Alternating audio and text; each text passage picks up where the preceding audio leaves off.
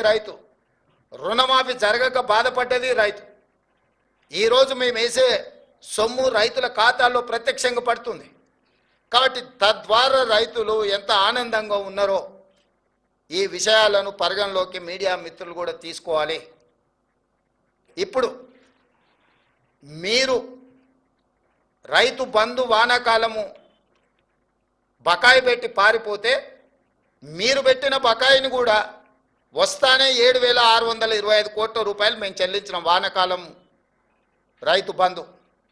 ఇప్పుడు ఇందులో కూడా మీరు చాలామందికి ₹1,00,000 వరకు ఉన్న రుణాలు మీరు చెల్లించకపోవడం వల్ల, అసలు మిత్తి ఏది చెల్లించకపోవడం వల్ల 20 లక్షల మంది రైతులు దాదాపుగా కొత్తగా తీసుకున్న రుణాలు కాదు, 2018 నుంచి 2023 వరకు మళ్ళీ రెన్యువల్ చేసుకున్నారు ఆ అప్పును వాళ్ళు.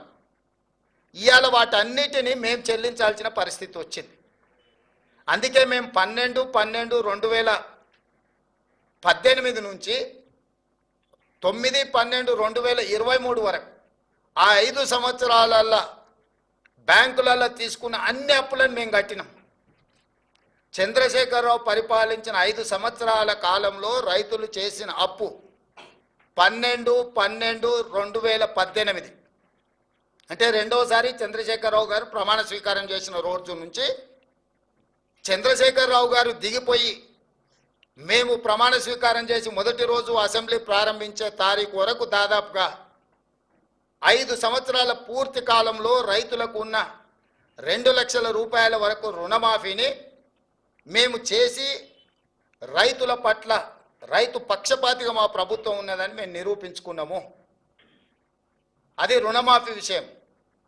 రైతు బంధు మీరు వానాకాలం బకాయి పెడితే మేము వచ్చినెంబడే ఆ బకాయి ఇచ్చినాం. ఇప్పుడు నేను మళ్ళీ రైతులకు మాట ఇస్తున్నా, సంక్రాంతి పండుగ తర్వాత రైతు భరోసా మీ ఖాతాలలో వేసేది సోనియమ్మ గ్యారంటీ, ఇందిరమ్మ ప్రభుత్వము. ఏ రైతులు ఎలాంటి మారీచులు సుబాహులు వచ్చి మీకు అబద్ధాలు చెప్పి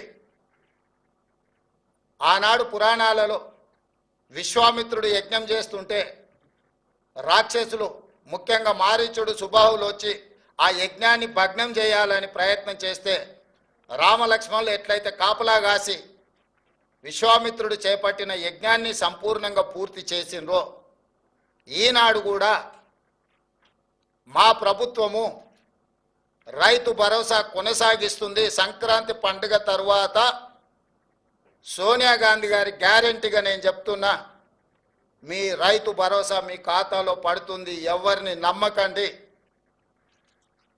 ఇట్లాంటి మారీచులు మీ దగ్గరికి మారు వేషంలో వస్తూనే ఉంటారు. ఆనాడు సీతమ్మను ఎమర్చడానికి బంగారు లేడీ రూపంలో వచ్చిన మారీచుడే ఈరోజు మారు వేషంలో మళ్ళీ బీఆర్ఎస్ బీజేపీల రూపంలో మీ దగ్గరకు వస్తారు. ఈ మారీచులను మీరు విశ్వసించకండి. సంక్రాంతి పండుగ తర్వాత మీ రైతు భరోసా మీ ఖాతాలలో పడుతుంది.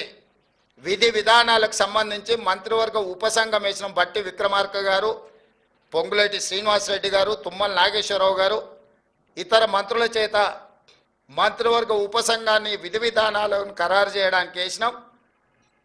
రాబోయే శాసనసభ సమావేశాలలో విధి విధానాల మీద చర్చ పెట్టి ఏ రకంగా కార్యాచరణను తీసుకొని ముందుకు వెళ్దామో నిర్ణయించుకొని డిసెంబర్ నెలలో జరిగే శాసనసభ సమావేశాలలో సభలో చర్చ చేసి విధి విధానాలను ఖరారు చేసి సంక్రాంతి పండుగ తర్వాత మీ రైతు భరోసా మీ ఖాతాలలో వేసే బాధ్యత మా ప్రభుత్వం తీసుకుంటుందని చెప్పి నేను రైతులకు గ్యారంటీ ఇస్తున్నా.